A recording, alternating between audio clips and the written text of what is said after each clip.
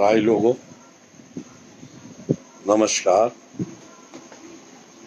9:30 बज रहे हैं। दोपहर में नहीं चल पाया था, इसलिए मैंने आपको 9:30 बजे उपस्थित होकर वार्ता करने को कहा था। आशा है आप उपस्थित हो गए। मैंने आप लोगों से धारा 32 डाइंग डिक्लेरेशन मृत्युकालिक कथन के बारे में चर्चा करने के लिए कहा था। मृत्युकालिक कथन, मृत्यु पूर्व बयान क्या होता है? मृत्यु पूर्व बयान वो बयान है जो आदमी मरने से पहले अपनी मृत्यु के संबंध में कहता है। नंबर 2, जो आदमी अपनी मृत्यु के संबंध में, अपने मृत्यु से पूर्व अपने कारोबार के संबंध में, उससे संबंधित लाभ हानि, पैसा लेना देना, दस्तावेज के संबंध में कहता है।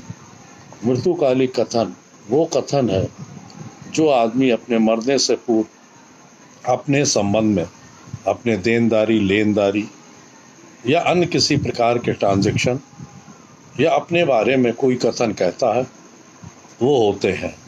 इसके अलावा मृत्युकालिक कथन वो भी है जो कोई आदमी रूढ़ी, समाज की, अपने परिवार के संबंध में, कुटुंब के संबंध में, किसी व्यक्ति की पैदावार, उसके मरने, उसकी खेती इत्यादि के संबंध में जो मरने से पूर्व कथन करता है, वो भी मृत्युकालिक कथन कहलाते हैं। इसके अलावा मेरे साथियों, मृत्युकालिक कथन में अन्य तमाम वो तथ्य आते हैं जो मरने वाले द्वारा अपनी मृत्यु से ठीक पूर्व कहे गए हैं। तो ये धारा 32 में ये सारे कथन सुसंगत कथन की श्रेणी में आते हैं और ये साक्ष्य में ग्रह हैं। अब सबसे पहली बात मैं आपके सामने ये कहना चाहता हूँ कि इन मृत्युकालिक कथन क्या स्थान है। मृत्युकालिक कथन को साक्ष्य में इसका क्या कोई स्वरूप होता है? मृत्युकालिक कथन क्या मजिस्ट्रेट के द्वारा दर्ज हो वही माने जाएंगे? क्या मृत्युकालिक कथन पर सजा हो सकती है? क्या मृत्युकालिक कथन जो मृत्यु से संबंधित नहीं है वो कथन विश्वास योग है? क्या मृत्युकालिक कथन जो विश्वास योग नहीं है, मृत्युकालिक कथन नशे में है, दबाव में है, उत्प्रेरण से दिए गए हैं, चढ़ाए उतार में दिए गए हैं, तो ऐसे मृत्युकालिक कथन क्या साक्ष्य में ग्रह होंगे? अब मैं सबसे पहले आपको एक एग्जाम्पल दूं कि एक लड़की के साथ बलात्कार होता है। बलात्कार होने के 8-9 दिन के बाद वो लड़की आत्महत्या कर लेती है। तो जो उसका द्वारा आत्महत्या की गई, तो उसका जो डाइंग डिक्लेरेशन है वो साक्ष्य में ग्रह नहीं है कि ये उसकी मृत्यु से संबंधित नहीं है, ये बलात्कार से संबंधित है, पीड़िता द्वारा आत्महत्या की गई, तो वो उसमें ग्रह नहीं है। अब मैं आपको एक एक एग्जाम्पल और उन एग्जाम्पलों के साथ मैं आपको ये भी बताऊंगा कि आप कैसे जिरह करें, क्या जिरह करें, क्या नहीं करें। मेरे साथियों, मृत्युकालिक कथन एक आदमी मर रहा है, मरने से पूर्व उसके द्वारा अपनी मृत्यु के संबंध में जो कथन किसी भी व्यक्ति से किया गया है, चाहे वो मौखिक हो या लिखित हो, वो मृत्युकालिक कथन कहलाता है और उस मृत्युकालिक कथन पे ही मात्र सजा हो सकती है। दूसरी चीज, आजकल के ये 1872 में डाइंग डिक्लेरेशन का चैप्टर ऐड किया गया। उस समय तक लोगों में इस बात का नहीं था कि लोग झूठ नहीं बोलेंगे, मगर सामाजिक परिवेश में लोग झूठ बोलने लगते हैं। तो इसके लिए हर स्तर पर न्यायिक अधिकारियों, जजों के लिए भी आवश्यक है कि कैसे मृत्यु पूर्व बयान को साक्ष्य में ग्रह किया जाए, कैसे मृत्यु पूर्व बयान पर विश्वास किया जाए, कैसे मृत्यु पूर्व बयान को नहीं विश्वास किया जाए। अब मैं दूसरी एग्जाम्पल दे रहा हूँ कि एक व्यक्ति के गोली लगी, गोली लगने के बाद उसके द्वारा मिस्टर ए से बताया गया कि मेरे मिस्टर बी द्वारा गोली मारी गई और उसके बाद वो उसकी मृत्यु हो गई। तो उसके द्वारा मौखिक ये जो बयान बताया गया, और ये मौखिक बयान अगर वो साक्षी न्यायालय में देता है तो ये इस मौखिक बयान पर ही सजा हो सकती है। अब दूसरा एक एग्जाम्पल देखिए कि एक औरत जल के मरती है। जल के मरने के बाद उसके घर वाले अस्पताल दाखिल करते हैं। अस्पताल में उसका बयान डॉक्टर द्वारा लिखा जाता है। डॉक्टर द्वारा बयान में लिखा गया कि पहला बयान है कि मैं खाना बना रही थी, खाना बनाते समय आग लग गई और आग लगने से मैं जल गई, मरी नहीं, मैं जल गई, वो ऑन रिकॉर्ड है। उसके बाद दरोगा जी आए, घर वालों ने रिपोर्ट लिखाई जो 304B के आजकल ज़्यादा मुकदमे चल रहे हैं, उसमें लिखा कि साहब इसे परेशान करते, प्रताड़ित करते और इसे जला के मार डाला। किस किस ने जलाया? सास ससुर सबके द्वारा जलाने की बात कही गई। तीसरी बात, अब इसके बाद एक मजिस्ट्रेट का बयान होता है। मजिस्ट्रेट के बयान में यह आता है कि मजिस्ट्रेट जब बयान अंकित करते हैं, आते हैं, मजिस्ट्रेट के बयान में वो लड़की कहती है कि मेरे पति बाहर थे, मेरे सास ससुर से झगड़ा होता था, सास ससुर से झगड़े के बाद मैंने अपने आप अपने ऊपर आग लगा ली। अब 3 डिफरेंट बयान हुए। तो सबसे पहला बयान क्या हुआ? डॉक्टर का, जो बिल्कुल इंडिपेंडेंट बयान है। उस समय तक कोई FIR इन एग्जिस्टेंस नहीं थी। तो इन हालतों में जब 3 बयान आएंगे तो कौन बयान रिलायबल होगा? जो डॉक्टर वाला बयान है कि एक्सीडेंटल डेथ हुई और एक्सीडेंटल डेथ पे ये साक्ष्य में ग्राह्य होगा। मेरे साथियों, अब एक दूसरा ले लीजिए कि एक लड़की जल के मरती है, अब जल जाती है, उसे अस्पताल में भर्ती कराया जाता है। अस्पताल में जब वो जाती है, डॉक्टर को बयान देती है कि मेरे पति सास ससुर द्वारा जलाया गया, मेरे सास ससुर ने पकड़ा, मेरे पति ने जला दिया। ये डॉक्टर बेड हेड टिकट पे नोट करता है, दस्तखत कर देता है। उसके बाद उसके घर वाले रिपोर्ट लिखाते हैं। रिपोर्ट में लिखा देते हैं किसी तरह लेनदारी देनदारी हो गई। उन्होंने कहा साहब ये एक्सीडेंटल डेथ थी, इसमें किसी घरवाली की कोई गलती नहीं थी, हम किसी के खिलाफ कोई कार्रवाई नहीं करना चाहते। अब जब पूरा ट्रायल चल रहा है, DD है, DD पर ही सबको सजा हो जाएगी जिन जिनका लड़की ने नाम लिया है। मतलब उसके घर वालों ने पैसे देके लेन देन करके नहीं रिपोर्ट लिखाई है, तो मेरे भाइयों जो DD हुआ है, जो उसने अस्पताल में डॉक्टर को बताया है, मात्र इसी बयान पर सजा हो जाएगी। तो इन्हें आप कैसे तोड़िएगा? तो ये जो चीज़ें हैं, मैं भी आपको इसके बारे में भी बताता हूँ। अब इसके बाद एक बयान और सुनिए, DD होता है। एक लड़की जलती है, जलने के बाद वो अस्पताल आती है, अस्पताल में डॉक्टर बयान लिखते हैं। वो उस बयानों में कहती है कि मुझे किसी ने नहीं जलाया, मैंने अपने आप आग लगा ली। अब दूसरा बयान दरोगा जी लेते हैं, वो 161 का बयान हुआ है। 161 के बयान में वो लिख देते हैं इसके पति सास ससुर और इन लोगों ने आग लगाई, इसे दहेज के पीछे परेशान किया, प्रताड़ित किया।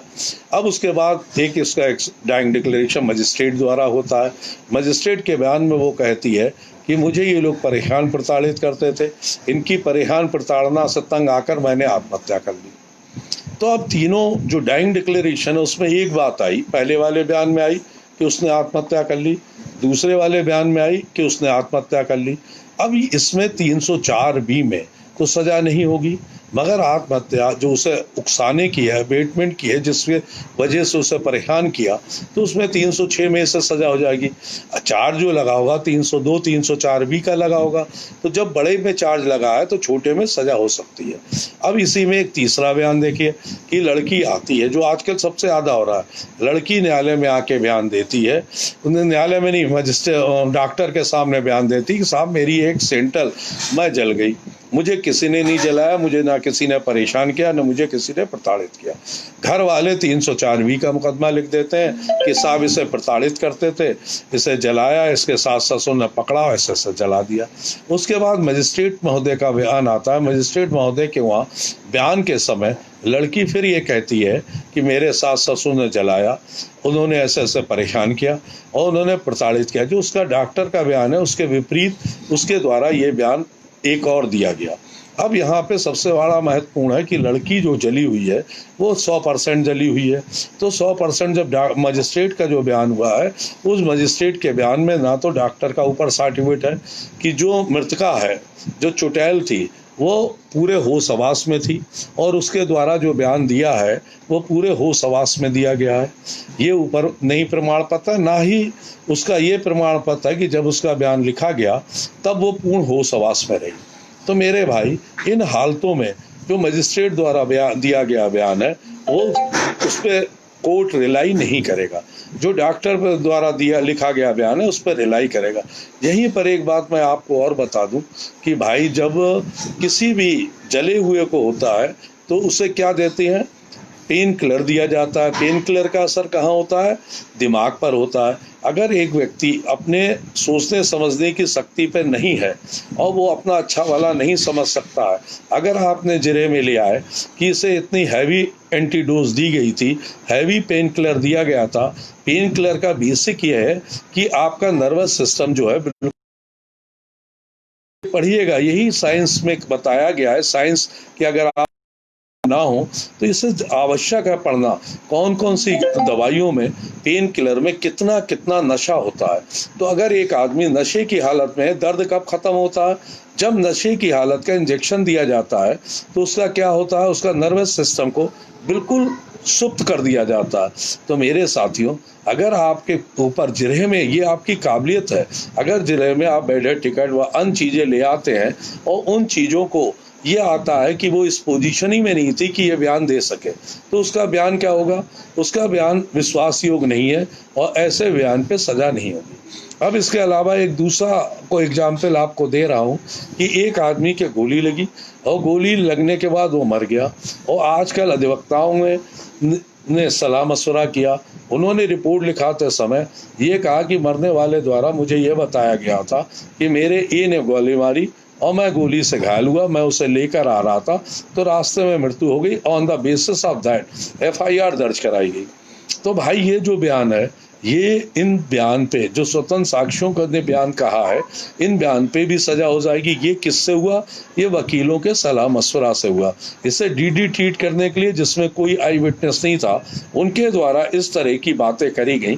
तो भाई, इस पे भी आपको बहुत ज़्यादा जिरे काशस रहना है।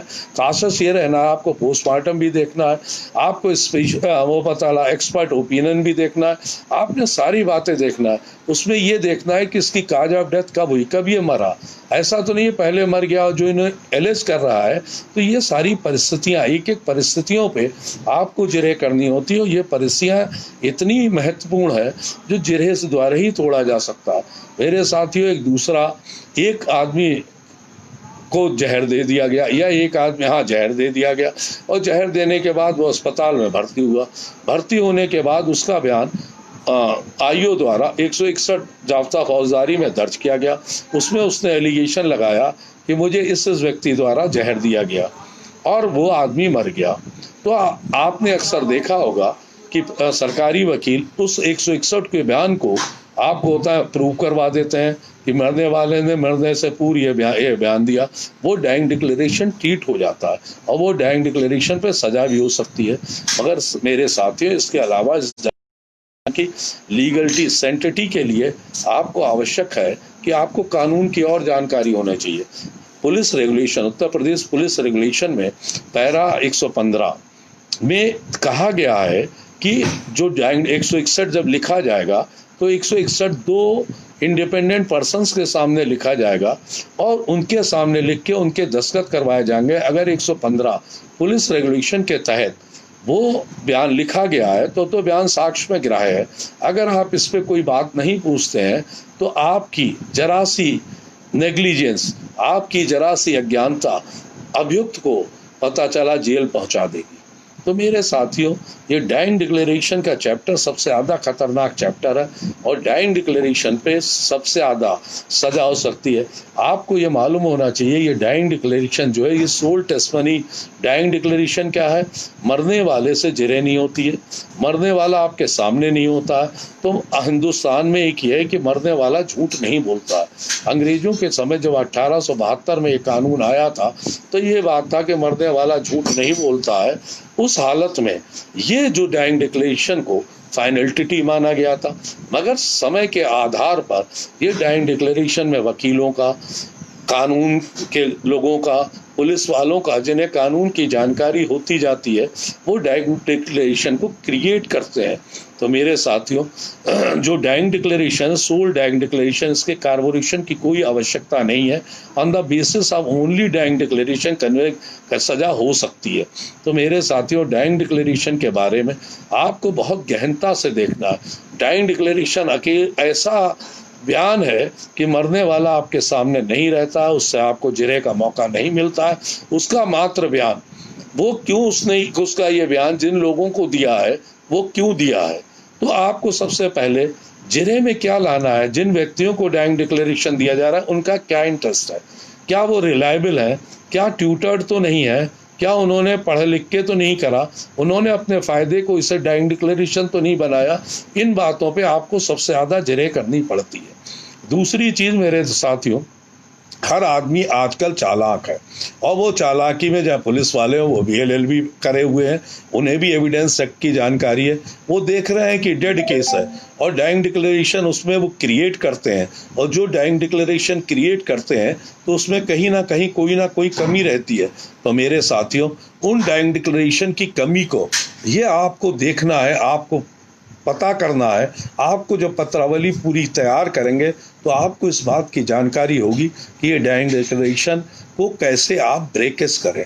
अगर डाइंग डिक्लेरेशन को आप ब्रेकेज नहीं कर पाते हैं तो मात्र डाइंग डिक्लेरेशन के आधार पर सजा हो जाएगी, आपके क्लाइंट को नुकसान पहुंचेगा और डाइंग डिक्लेरेशन को फाइनल माना जाएगा। अब मेरे साथियों, एक चीज़ और, कभी कभी के डाइंग डिक्लेरेशन होते हैं, तो जो 4 तरह के डाइंग डिक्लेरेशन और चारों डिफर हैं, तो उनकी अहमियत क्या होगी, उसमें भी आपको बड़े सोच समझ के तोड़ना पड़ता है और ये दिखाना पड़ता है एट एवरी टाइम इसे ट्यूटर्ड किया गया है, तभी तो कोई डाइंग डिक्लेरेशन पे विश्वास नहीं किया जाएगा। तो ये डाइंग डिक्लेरेशन का जो है ये सबसे खतरनाक है, और इसे के बारे में जब भी आप लोग जिरह करें तो बहुत महत्वपूर्ण है इसके एक एक तथ्य को देखें। अब डाइंग डिक्लेरेशन के बारे में मैं आपको एक बात बता, हर जज, हर मजिस्ट्रेट का डाइंग डिक्लेरेशन का एवोल्यूशन अलग अलग है।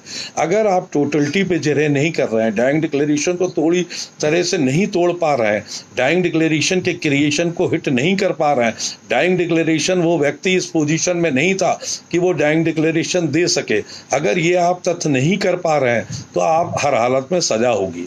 तो मेरे साथियों, जिरह के समय आपको इस मामले में बहुत गहराई से जाना है, बहुत गहराई से देखना है, बहुत गहराई से मुकदमे के तथ्यों परिस्थितियों को देखना है, और जो डाइंग डिक्लेरेशन की एविडेंस आई है वो डाइंग डिक्लेरेशन की एविडेंस किस तरह की है, इस तथ्य को आपको विचार न करना। क्या 115 पुलिस रेगुलेशन के तहत 2 साक्षियों के समक्ष ये डाइंग डिक्लेरेशन तैयार किया नहीं किया गया, तो आप सजेशन दीजिएगा कि आपको पुलिस रेगुलेशन पढ़ा है, आपने 115 पैरा पढ़ा है पुलिस रेगुलेशन का, उसमें ये अंकित है, आपने ये इसलिए लिखा कि वास्तव में ये कोई डाइंग डिक्लेरेशन नहीं था, आपने मुकदमे में बढ़ाने के लिए वादी से मिलकर ये फर्जी डाइंग डिक्लेरेशन तैयार किया है। तो आपको इस तरह की बातें रखनी है। अब जैसे डाइंग डिक्लेरेशन का आता है, मजिस्ट्रेट के सामने डाइंग डिक्लेरेशन है, तो उस डाइंग डिक्लेरेशन में 3 चीज़ें जरूरी हैं जो सुप्रीम कोर्ट बार बार कह रहा है कि सबसे पहले यह है कि वो व्यक्ति डाइंग डिक्लेरेशन के समय मेंटल एंड फिजिकली सक्षम था, कि वो दिमागी रूप से पूर्ण रूप से सक्षम था कि वो डाइंग डिक्लेरेशन दे सके।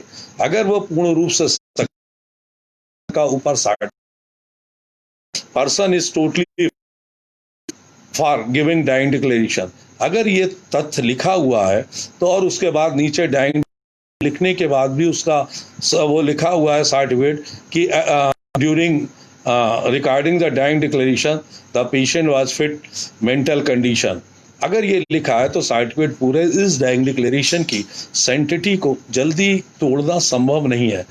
ऐसी चीज कोई असंभव नहीं है जिसे ना डिक्लेरेशन को तोड़ने के लिए मैं आपको बता रहा हूं, जो डॉक्टर का सर्टिफिकेट है, आप डॉक्टर से ये पूछेंगे कि श्रीमान जी जब आपने ये सर्टिफिकेट दिया तो आप वहां मौजूद थे, क्यों डाइंग डिक्लेरेशन मजिस्ट्रेट के साथ होना चाहिए, वो अकेले होना चाहिए, वहां मृतक के किसी घर वाले या किसी और का नहीं होना चाहिए। ये आप जब देखेंगे तो ये महत्वपूर्ण चीज है। तो आप आप वहां मौजूद थे, घर वाले पहले से मौजूद थे, इससे बातचीत कर जो चीजें के बारे में आप डिटेल से पूछ चेहरे में ये ले आएंगे, वहां और लोग भी प्रेजेंट थे। अगर और लोग वहां प्रेजेंट थे तो ये ट्यूटर्ड हो जाएगा, सलाह मशवरा के बाद हो जाएगा। और तो आप सजेशन दे सकते हैं, देखिए ये डाइंग डिक्लेरेशन लोगों के कहने पे आपने लिखा, she was not in position to give any dying declaration. उसके बाद आप उनका बेड में जो इंजेक्शन दिया है, पैथाडीन का दिया, उसकी पोटेंसी क्या है, और उस पोटेंसी के बारे में आप डिटेल से पढ़िएगा और उसका इफेक्ट देखिएगा। वो नर्वस सिस्टम को कितना ब्रेक डाउन कर देता है। अगर एक व्यक्ति का नर्वस सिस्टम बहुत ज्यादा ब्रेक डाउन हो जाएगा, वो इस पोजीशन में नहीं रह पाएगा कि कोई बात कह सके। इस केसों में जो जले हुए केसों में है, तो वो पेन किलर ही दिया जाता है, और हैवी पेन किलर दिया जाता है।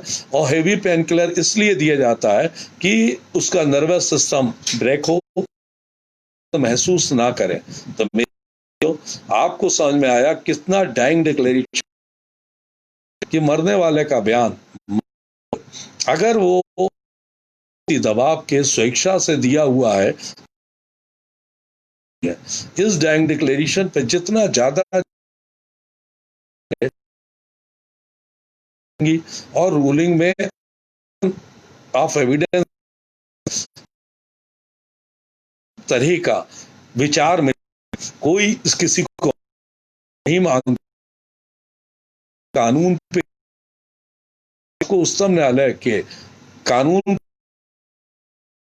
में जो आपके माफिक हो वो दिखाना पड़ेगा, जिससे नहीं हो। तो मेरे साथियों, आपको डाइंग डिक्लेरेशन अच्छी तरह जानकारी हो नहीं हुई। ये डाइंग डिक्लेरेशन अगर कई पार्टों में लिखा गया है, डाइंग डिक्लेरेशन 3 तरह का 4 तरह का,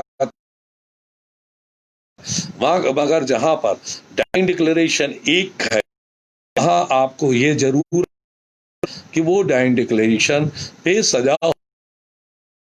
मेरे साथियों, ये डाइंग डिक्लेरेशन कोई भी व्यक्ति द्वारा लिखा, कोई व्यक्ति द्वारा ओरल हो सकता है, कोई व्यक्ति द्वारा लिखित हो सकता है, कोई व्यक्ति मौखिक। मरने से पहले मुझसे एक आम स्तर ए द्वारा गोली मारी गई, तो ए द्वारा गोली मारी गई, दैट इज सफिशिएंट। ये dying declaration, on the basis of that आपको कन्विक्शन हो सकता है। तो ये बात आप अच्छी तरह कि डाइंग डिक्लेरेशन कितना खतरनाक है।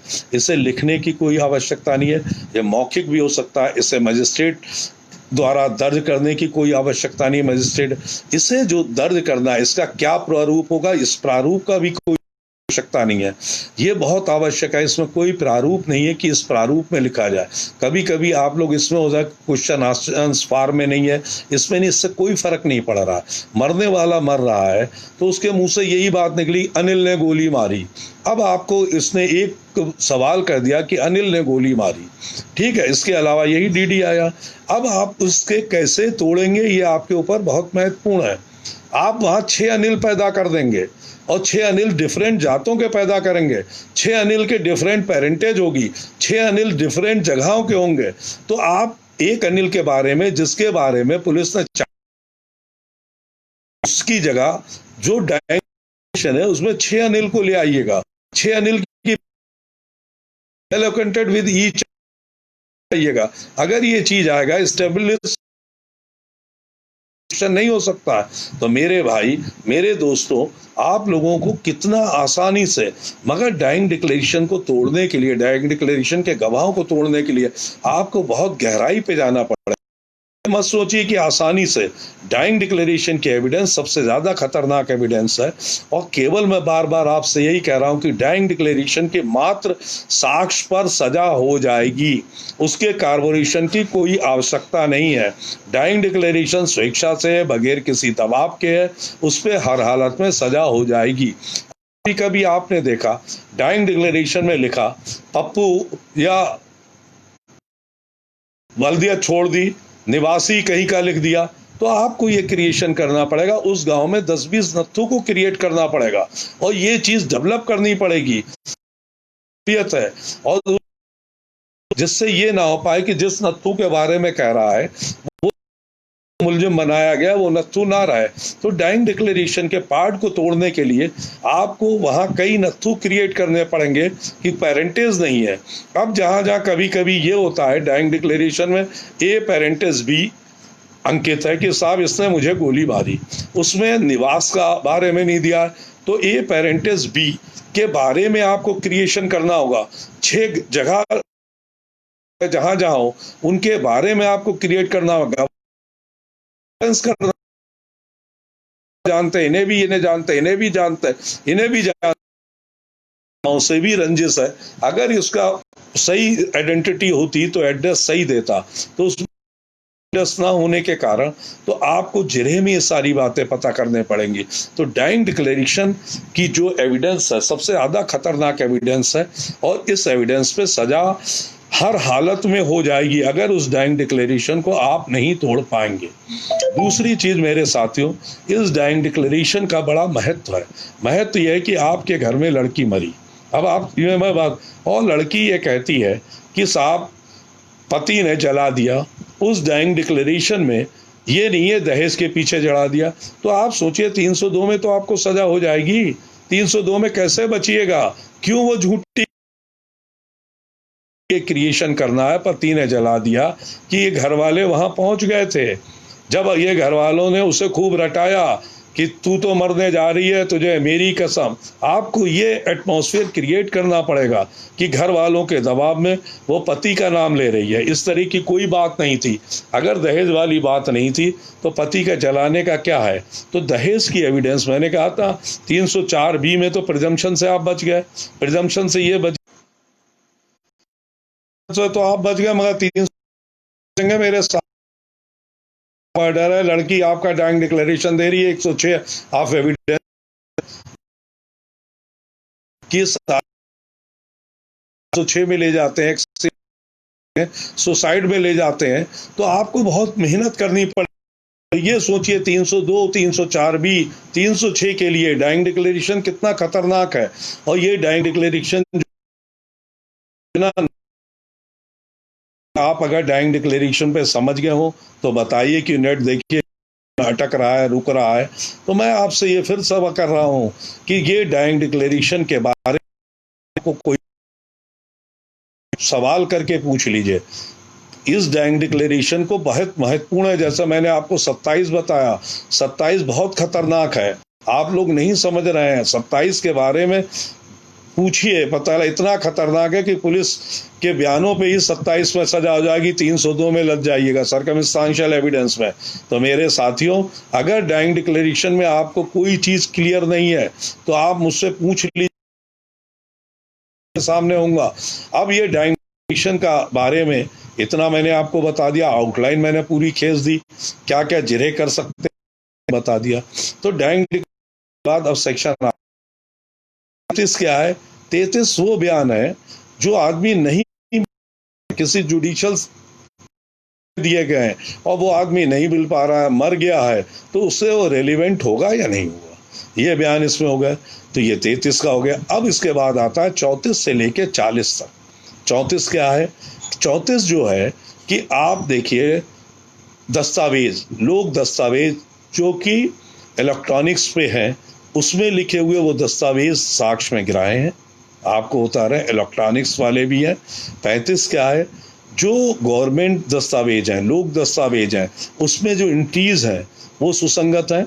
अब ये एंट्रीज क्या होती है आप समझ लीजिए, या आप लोग जो आप देखते हैं एजुकेशन के सर्टिफिकेट, मास्टर को बुला लेते हैं, मास्टर का बयान करवाते हैं, किसमें करवाते हैं?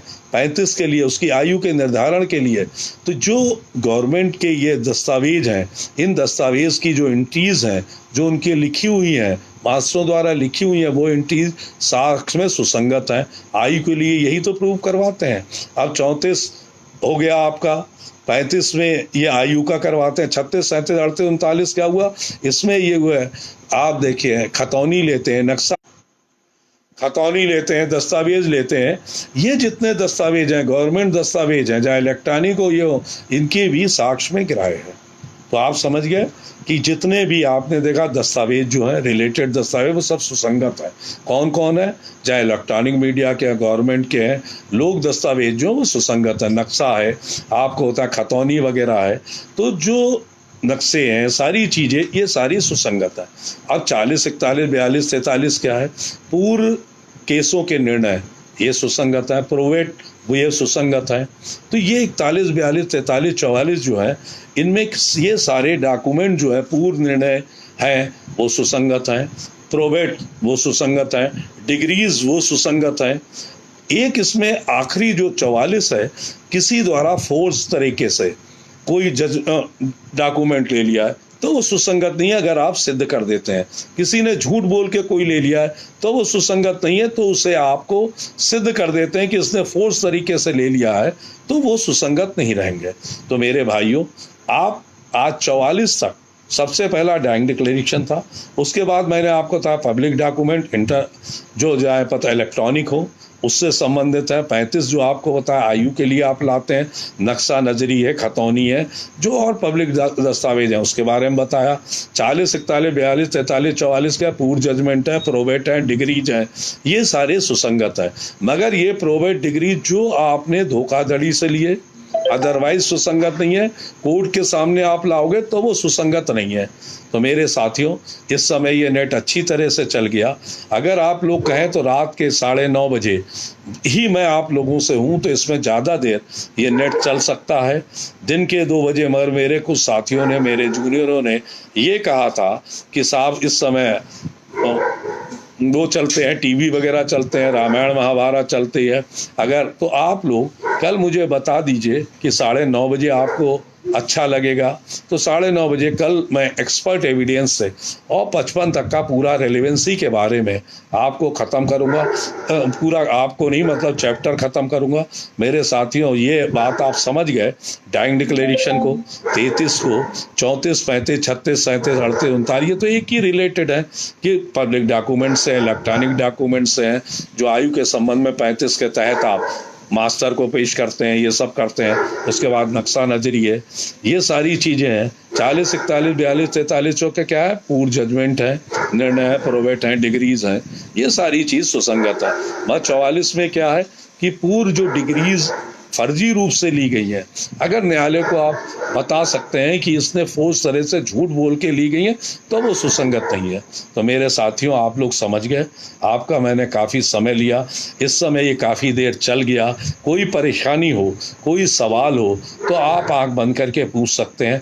दूसरा मेरे साथियों, एक चीज़ और बता दे रहा हूँ, ये जो वाच पार्टी चल रही है, इसमें मैं डाल दूंगा, आप सुबह तक उसमें देख लीजिए कि वाच पार्टी में जो मेरे बहुत से साथी नहीं आ पाए हैं, उन लोगों को नहीं पता है, बहुत से अपने अलग मस्त हैं, तो आप लोग ज़रा देख लीजिए।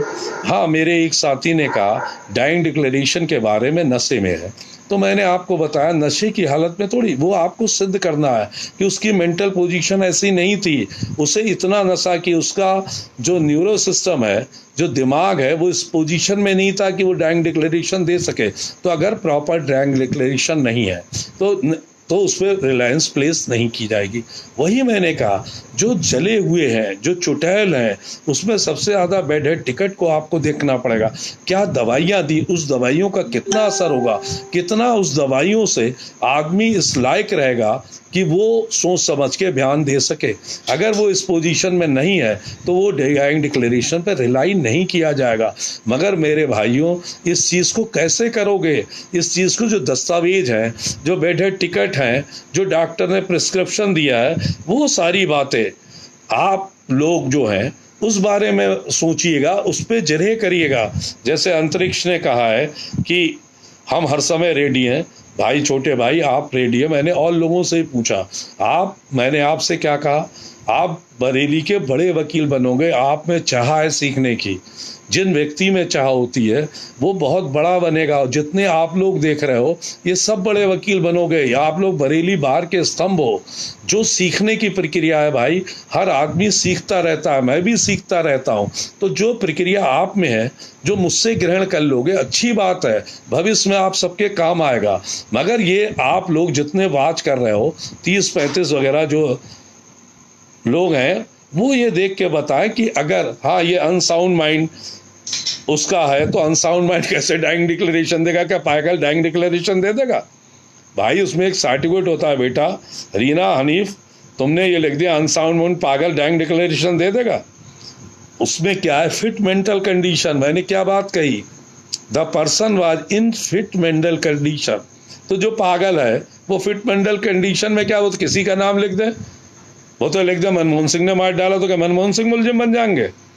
तो ये जो चीजें हैं, मैंने अभी फिर तुम उस चीज को, क्या कोई अनसाउंड पर्सन है उसका डीडी वैलिड माना जाएगा? भाई जब तुम अनसाउंड बता रही हो, the person was not in position, I say वो अनसाउंड माइंड है, तो कैसे हो जाएगा?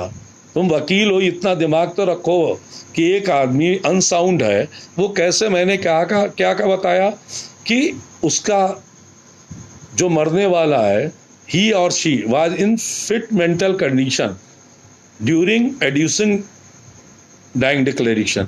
ये जरूरी है, ये सर्टिफिकेट ऊपर भी हो नीचे भी हो।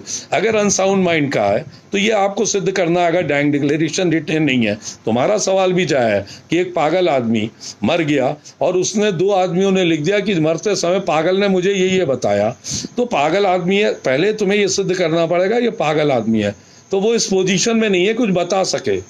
तो अगर ये जिरहे में लाओगी तो खत्म हो जाएगा। तो बात ये समझी नहीं समझी? तो मैं आप लोगों से यही बात, मेरे बच्चों, मेरे भाइयों, मेरे छोटे भाइयों, ये बात समझ लीजिए कि डाइंग डिक्लेरेशन का चैप्टर छोटा मोटा नहीं है। इसमें जो सवाल तुम्हें और समझ में आए वो मुझसे पूछ लो, वो कल लिख के पूछ लो, और ये तुम लोगों को ही तय करना है। ये जितने लोग हैं भाई, ये तय कर लो 9:30 बजे अगर तुम लोग खाली होते हो। देखो मैं तुम लोगों का समय बर्बाद इसलिए नहीं करूँगा कि मैं तो एक बात बता, 11 बजे तक जगता ही हूँ, 11 बजे तक कुछ ना कुछ करता रहता हूँ। तो 11 बजे 9:30 बजे का समय में ये अच्छा चल रहा है, इंटरनेट ये सही चल रहा है। अगर आप लोग 9:30 बजे पे राजी हो तो सब लोग यस लिख दो, जिसमें कोई परेशानी ना रहे। तो सारे जो 9:30 बजे ठीक आ जाओ खाना वगैरह खा के, और भाई खाना खा के आधे पौन घंटे में सारी बात मैं बता दूं, और सारी बात जो आपके क्वेश्चन होंगे वो क्वेश्चन मैं कल इसमें से नोट कर लूँगा, उसका आपको जवाब दे दूंगा। FIR was lodged under section 304B, IO charges sheeted under section 300, can court sentenced in 304B। मेरे साथ ही 2 बातें हैं। 306 में जो आपने सवाल सही पूछा, 304B का मुकदमा है, ठीक। 304B के 4 बेसिक इंग्रेडिएंट्स हैं। 4 बेसिक इंग्रेडिएंट क्या? Death within 7 years, unnatural death, burn or other injuries, demand of dowry, soon before her death, सिवा सब्जेक्ट टू क्रूरल्टी। ये 304B के बेसिक इंग्रेडिएंट्स। जब मैं 304B बनाऊंगा तो उसमें 113B का प्रजम्पशन है। 306 क्यों लगा? इसमें डेथ जो है 7 साल के ऊपर हुई होगी, ठीक। डिमांड की कोई बात नहीं होगी, घर में लड़की ने आत्महत्या कर ली होगी, तो इसमें 304B में 7 साल से ऊपर हो गई, सजा 304B में नहीं होगी। दूसरी, उसने आत्महत्या कर ली, ये एविडेंस आई होगी। डिमांड ऑफ डाउरी की नहीं एविडेंस आएगी। अगर फर्स्ट टाइम इन कोर्ट करोगे कोई एविडेंस, आपने एविडेंस एड्यूस कर दी, वो एविडेंस FIR 161 में नहीं है, वो पढ़ी नहीं जाएगी। मेरे भाई, Dev Singh versus state note कर लो, 2012 इलाहाबाद हाई कोर्ट का है। उसमें कहा गया 161 में अगर 161 दर्ज नहीं हुआ है किसी गवाह का, फर्स्ट टाइम इन कोर्ट दे रहा है, धरनीधर झा साहब का है, तो मेरे साथियों ये नोट कर लो, जो मैंने रूलिंग बताई ये रूलिंग नोट कर लो। अगर किसी गवाह का बयान 161 का दर्ज नहीं हो रहा है और उस गवाह का बयान न्यायालय में प्रथम बार हो रहा है, तो न्यायालय में ये बयान साक्ष्य में ग्राह्य नहीं होगा। दूसरी बात ये समझ लो, जो तुमने कहा FIR में लिखाया, 161 में लिखाया, 161 को जब कन्फ्रंट किया जाएगा 145-55 से, तो भाई 304B में कैसे हो जाएगा? तो मेरे साथियों कुछ तो थोड़ा दिमाग लगा लो। मैं तो तुम्हारे साथ हूँ मेरे छोटे भाइयों, मत परेशान हो, मैं तो डटा हुआ हूँ। जब तक लॉकडाउन है आप उससे रोज पूछिए, तो मैं आपको बताया जो प्रश्न आपके हों वो मुझसे बिल्कुल पूछिए, आंख बंद करके पूछिए, घबराइए मती, डरिए मती, ये मत सोचिए कि मैं चिल्ला दूंगा। अदालत में आप लोगों को चिल्ला देता वो बात अलग है। भाई इस समय खाली हो, मत परेशान हो। तो 9:30 बजे का कह रहे हैं, तो आप लोग सारा बता दीजिए किस समय। तो मेरे साथियों, आप सेक्शन 32 मैंने आज आपको बताया था 28, 29, 30, 31, तो ये छोटी सेक्शनें थी कि जो उसमें है। 32 डिटेल से है, 32 के बारे में। 33 मृतक मरने वाला जो आदमी मर गया, ट्रेस नहीं हो रहा है, उसके जो बयान हो चुके हैं, उन बयान को क्या सुसंगत होगा इस बारे में है। 32 अलग है, 33 अलग है। उसके बाद मैंने आपको बताया 34, 35, 36, 45, 34 क्या है, लोक दस्तावेज में जो एंट्रीज है, स्कूल में जो एंट्रीज है, नक्शे में जो एंट्रीज है, खतौनी जो एंट्रीज है, पब्लिक डॉक्यूमेंट है, इंटरनेट से डॉक्यूमेंट है, इन सब के बारे में ये सारे रेलिवेंट हैं, इसीलिए तो ये रेलिवेंट आते हैं। उसके बाद 40, 41, 42, 43, 44 क्या है, यही है कि जजमेंट, प्रोबेट, डिग्रीज, ये सारे रेलिवेंट हैं। आगे क्या 42, 43 में कि ये जो डिग्रीज के अलावा और भी जो डिग्रीज आएंगे वो रेलिवेंट है। मगर इसमें 44 में क्या है, अगर धोखे से डिग्री जजमेंट प्राप्त किया गया है तो वो रेलिवेंट नहीं हुआ। आप कोर्ट को बताइएगा किसने झूठ बोल के ये करके करा गया। तो मेरे साथ क्या लिखा सर, अनसाउंडनेस 2 टाइप्स का होता है। अगर चिकित्सीय अनसाउंड है, क्या डीडी वैलिड? अनसाउंड किसे कहती हो बेटा? 2 बातें, इडियट, मैड, अनसाउंड। अनसाउंड किसे कहती हो? जो अनसाउंड है, अनसाउंड मीन्स आप क्या कहना चाहती हो? द पर्सन जो कुछ जानता नहीं है। अनसाउंड मीन क्या? जिसका दिमाग है ही नहीं। एक इडियट है, इडियट अलग तरह का है, एक मैड है। तो आप अनसाउंड किसे कहना चाह रही हो? आप इडियट की श्रेणी में ले जा रही हो या आप? तो मैंने आपसे ये बात बताई कि भाई अगर एक आदमी मेंटली कैपेबल नहीं है, एड्यूसिंग डाइंग डिक्लेरेशन, अगर ये आप ऑन रिकॉर्ड ले आती हो कि वो इस पोजीशन में नहीं था सोचने समझने की शक्ति में, तो वो डाइंग डिक्लेरेशन बेकार हो जाएगा। तो अनसाउंड माइंड का जो डाइंग डिक्लेरेशन लिखा जाएगा, तो कोई मजिस्ट्रेट लिखेगा, आप क्लियर सवाल करिए, मजिस्ट्रेट लिखेगा तो पहले पूछेगा ना वो अनसाउंड है या पागल है, तो ये चीज सर्टिफिकेट देगा। अगर उसमें सर्टिफिकेट आ गया कि ये सही है, सही इसकी पोजीशन है, तो वैलिड माना जाएगा। तो आप नहीं तो हर आदमी को आप अनसाउंड कह देंगे। अनसाउंड के लिए क्या है, सर्टिफिकेट जो होता है, अगर मजिस्ट्रेट का है, डॉक्टर का है तो डॉक्टर लिखेगा, तो उस पर आप पूछेगा। और दोनों का नहीं है, किसी तीसरे आदमी का, स्वतंत्र गवाह का है, तो अब आपको ये एविडेंस में लाना लगेगा कि वो व्यक्ति इस बात को जानते ही नहीं था, वो अनसाउंड था, उसे अच्छा बुरा पता ही नहीं था, वो नंगा रहता था, कपड़े पहनते ही नहीं था, उसे धूप गर्मी का कुछ नहीं पता, उसे जो नाम है इन नामों के बारे में नहीं पता, उनकी वल्दियत के बारे में नहीं पता, उनकी पेरेंटेज के बारे में नहीं पता, ये क्रिएशन करा गया है। तो ये आप समझ गए नहीं समझ गए ये चीज? अब ये सून बिफोर डेथ का कितना स्कोप है देखो। इसमें जो टाइम है, अप्रॉक्सीमेट टाइम की प्रॉक्सिमिटी का कोई समय नहीं कहा। 1 दिन भी हो सकता है, 1 महीने भी हो सकता है, 6 महीने भी हो सकता है, मगर उसमें कहा पास का। इसमें 1996 2006 में 15 दिन का समय का है, कहाँ पे 3 दिन का। आप 2 बातें, तुमने बहुत अच्छा सवाल किया। अगर ये प्रॉक्सिमिटी जो है किसी तरह ले आते हो कि 3 दिन पहले मृतक की बातचीत हुई और मृतक की बातचीत में किसी तरह का डिमांड ऑफ डाउरी नहीं आया, इसीलिए तुमने देखा नहीं आया तो खत्म हो गया। अब जो प्रॉक्सिमिटी ऑफ टाइम है, उस समय वो डिमांड ऑफ डाउरी नहीं आया, तो प्रॉक्सिमिटी ऑफ टाइम खत्म हो गया। इसीलिए तुम ज्यादातर उसमें देखते हो, इसमें प्रॉक्सिमिटी ऑफ टाइम नहीं लिखा होता है। कभी कभी लिखा था 15 दिन पहले मैं गया, आपको 15 दिन पहले डिस्ट्रॉय करना है, नहीं गए थे 15 दिन पहले। ज्यादातर आप देखते हैं लिखा होगा 10 दिन पहले मैं गया, घटना से 4 दिन पहले गया, तो मेरी बहन ने मुझे बताया ये लोग दहेज के पीछे परेशान वगैरह कर रहे हैं। तो आप समझे? तो इसके लिए जब 304B में आऊँगा तो आप आराम से पूछिए, मैं सारा बताऊंगा। भाई इसमें बड़ा डिटेल, पहले आप जो डीडी में है ना इसके बारे में रहिए। इसके बाद प्रॉक्सिमिटी ऑफ टाइम को कोई समय नहीं दिया है।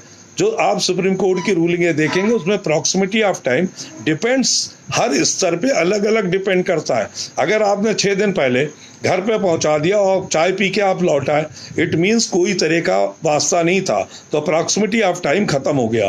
प्रॉक्सिमिटी ऑफ टाइम जो आप लास्ट बार मिले हैं और लास्ट बार किसी तरह का कोई झगड़ा फसाद, कोई डिमांड ऑफ डाउरी नहीं है, ये प्रॉक्सिमिटी ऑफ टाइम है। तो आप लोग समझ गए, काफ़ी समय हो गया है, तो मेरे साथियों, आप लोग ये कल सुबह तक या अभी ये बात, एक तो क्वेश्चन आप सारे लिख लीजिए, मैं अलग कागज पे नोट कर लूँगा, क्योंकि मैं चश्मा नहीं लगाया हूँ तो मुझे पढ़ने में नहीं आता है। तो अगर चश्मा लगाया तो आप करिएगा तो मैं नोट कर लूँगा, उसका मैं कल जवाब दे दूँगा। 2 चीज़ें आप नोट कर लीजिए, ये मैं आज पार्टी में डाल दूँगा अभी रात में, कि आपको 9:30 बजे सही है या आपको 2 बजे सही है। In case of unsoundness then may be 2 condition, 1 unsoundness of a permanent nature। भाई 2 बातें हैं, ये किसे सिद्ध करना है? आप अपने सिर पे बवाल क्यों बोल रहे हैं? अगर अनसाउंड माइंड है, it's the duty of the prosecution to prove whether the person is a permanent unsound mind और टेम्परेरी अनसाउंड माइंड। अगर आपने एक बार अनसाउंड माइंड कहा है, मैं फिर यही बात कहूँगा, धारा 106 ऑफ एविडेंस एक्ट आपको मैंने बताया, वो अभी बर्डन ऑफ प्रूफ में बताऊंगा, पहले बता ban any fact which is in the knowledge of the person the burden lies on that person. Clear? तो 106 पे आप क्यों चले जा रहे हैं? अगर आप उसे एडमिट कर लेंगे तो बर्डन लाइज ऑन यू। अगर आप उसे नहीं एडमिट कर दें तो prosecution must prove whether the person is unsound mind और नॉट, परमानेंट अनसाउंड माइंड या टेम्परेरी अनसाउंड माइंड। तो कभी भी बर्डन अपने ऊपर मत लीजिए मेरे भाई, मेरे दोस्तों। एक सोच लीजिए, मैंने आपको बताया था, अभी इसी में आएगा एविडेंस एक्ट में, मैंने 56, 57, 58 बताया। एडमिशन, अगर आप एडमिट कर ले रहे हो तो need not to be prove. आपने अनसाउंड माइंड ले लिया, 2 कैटेगरी ले ली, 1 कैटेगरी, तो बर्डन लाइज ऑन यू। मेरे दोस्तों, मेरे भाई, समझ गए? ऐसी बात कभी मत करो। यही बहुत बड़ा है वकालत का, यही स्कोप बहुत बड़ा है। Nobody is telling to you कि बर्डन, अगर वंस आपने कोई भी चीज ले ली तो 106 ऑफ एविडेंस एक्ट में आप फंस जाओगे, कोई बचाने वाला नहीं है। और कोर्ट के भी हाथ बन जाएंगे, कोर्ट आपको बचाते हुए भी नहीं बचा पाएगी, कि उसमें 106 ऑफ एविडेंस एक्ट आपने अपने ऊपर ले लिया। उसमें क्या कहा गया कि when any fact which is in the knowledge of the person the burden lies on that person. Nupur तलवार, मैंने उस दिन आपको बताया, तमाम केसेस हैं जहां आप अपने ऊपर बर्डन, तो कभी भी बर्डन आप अपने ऊपर मत लीजिए। जो बर्डन वो ले रहा वो प्रूव करे, उससे रिबटल करिए। अगर आपने ले लिया तो भाई बहुत परेशानी हो जाएगी। ठीक है? तो इस तरह आपको जो चीज क्लियर हो, ये बर्डन आप प्रूफ कभी नहीं। जो वो लेके आ रहे हैं ना, पहले वो तो कहें अनसाउंड माइंड है। अगर अनसाउंड माइंड नहीं कह रहे हैं तो आप जबरदस्ती अनसाउंड माइंड कह रहे हैं। तो भाई इस तरह की बातें बहुत सोचा। वकालत, मैं फिर वही कहूँगा, वकालत का पेशा ऐसा पेशा नहीं है। वकालत के पेशे में अगर आप फौजदारी की वकालत कर रहे हैं, you are well acquainted with the IPC, you are well acquainted with CRPC, you are well acquainted with evidence act. अगर इन तीनों चीज में आपको मास्टरी है तब आप कामयाबी हासिल करेंगे, अदरवाइज कहीं ना कहीं फंस जाएंगे। ऐसे ही आप CPC कर रहे हैं, अगर प्रोसीजर की आपको जानकारी है तो आप प्रोसीजर के साथ एविडेंस एक्ट का, तभी आप कामयाबी हासिल करेंगे। और उसके साथ जो एडिशनल एक्ट है उनकी मास्टरी होगी। अगर आप you are well acquainted with sections IPC, you are well acquainted with CRPC, you are well acquainted with evidence act, तो आपको 100% कामयाबी मिलेगी। और at the time of cross examination you must, आपके दिमाग में, कंप्यूटर में सारी चीज़ें फीड होना चाहिए। सारी चीज़ें फीड होने से मेरे भाइयों मतलब है कि आपका जो ब्रेन है वो कंप्यूटर है, उस कंप्यूटर में, डिब्बी में सारी चीज़ें आनी चाहिए। इसीलिए मैं बार बार आप लोगों से कहता हूँ, मेरे साथी, मेरे दोस्तों, कि अपना ज़्यादा समय इन किताबों में लगाओ, ये आपको कुछ दे जाएंगे। कचहरी में खुराफात से बचो, बेमतलब की बातों से बचो। अगर बचोगे कि ब्रेन में कंप्यूटर, हर एक की डिब्बी एक ही तो है, उस डिब्बी का जितना इस्तेमाल कर लोगे वही तो कामयाब है। और डिब्बी किसी की ज़्यादा तो है नहीं, डिब्बी फालतू बातों में लगोगे तो क्या होगा? नुकसान ही नुकसान होगा। तो मैंने कुछ ज़्यादा भी कह दिया। तो मेरे साथियों, आप लोग मेरी बात समझ गए।